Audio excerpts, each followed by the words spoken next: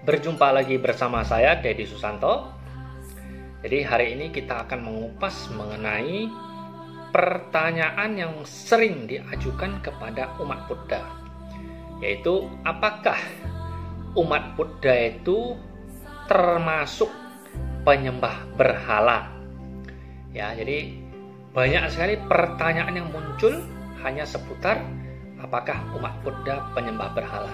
Jadi saya akan menjelaskan apakah umat Buddha itu penyembah berhala atau tidak.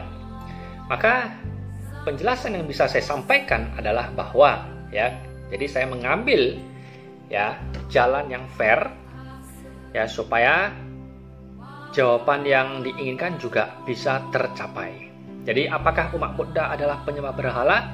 Ada dua jawaban yang bisa saya sampaikan kepada kita semua. Jawaban yang pertama adalah saya mengatakan bahwa umat Buddha adalah penyembah berhala, benar. Kalau, ada kalaunya.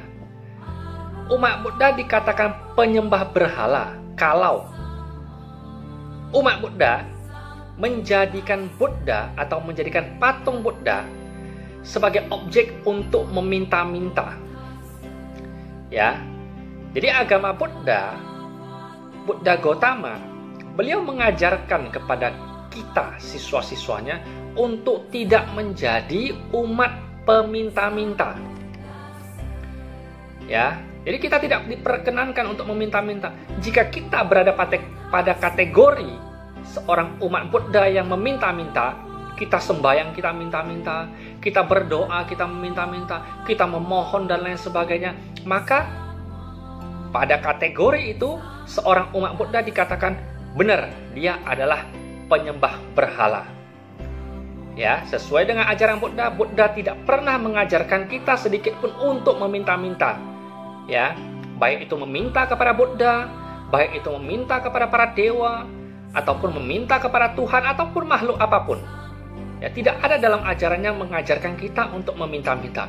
Jika kita berada pada kategori meminta-minta, memohon, mengemis sesuatu pada makhluk adik kuasa, maka kita bisa dikategorikan sebagai penyembah berhala. Jawaban kedua, saya ingin mengatakan bahwa umat Buddha bukanlah penyembah berhala. Umat Buddha bukan penyembah berhala. Jika beliau atau jika semua umat Buddha dia tidak menjadikan patung Buddha sebagai objek untuk meminta-minta. Jadi kita di ajaran agama Buddha diajarkan bahwa patung Buddha hanya sebagai sarana untuk menghormati guru junjungan kita, yaitu Siddhartha Gautama. Hanya sebatas menghormati. Seperti apa? Seperti kita menghormati bendera ketika melaksanakan upacara. Sama saja.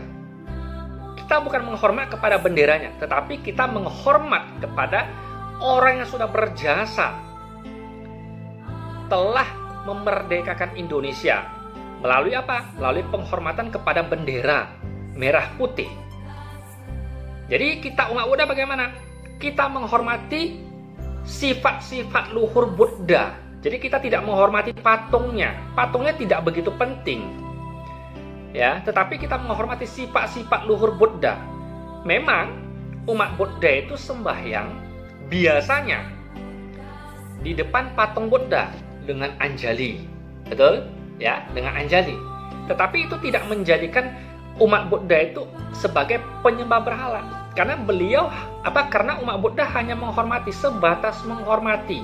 Inilah guru kami yang 2500 tahun lalu telah mengajarkan ajaran yang begitu luar biasa.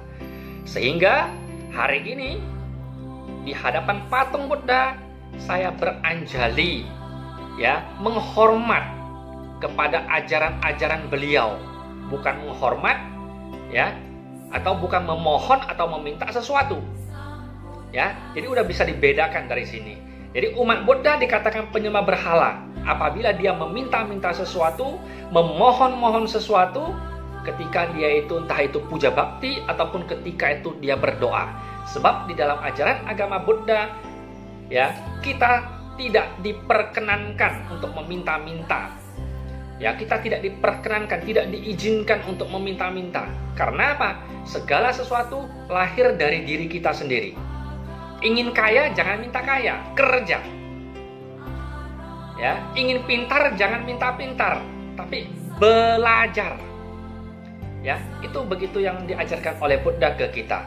Ya, nah, jadi dikatakan tidak penyembah berhala apabila kita hanya menjadikan patung Buddha sebagai objek penghormatan. Jadi sudah bisa dibedakan ya, mana yang disebut penyembah berhala dan mana yang disebut bukan penyembah berhala.